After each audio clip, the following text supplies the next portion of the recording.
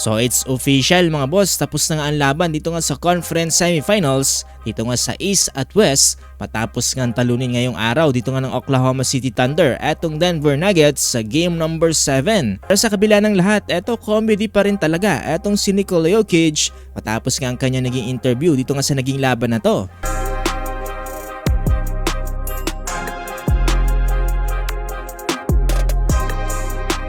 So kaninang madaling araw ay tinalo nga dyan ng Oklahoma City Thunder atong Denver Nuggets sa final score ng 125-93.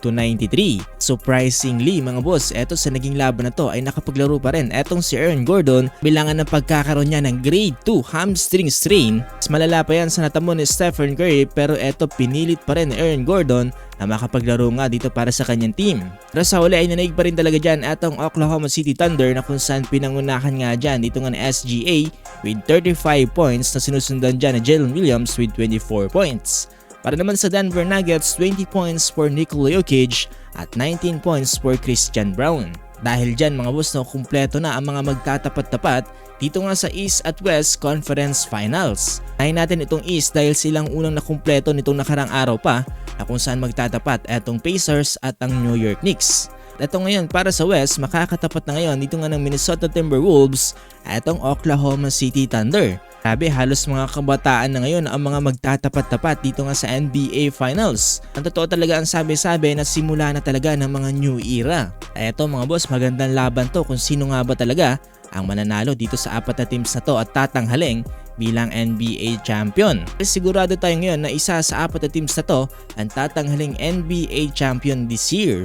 Nakaka-excite din mga boss no kung sino-sino nga bang mga teams ang malalaglag dito nga sa conference finals.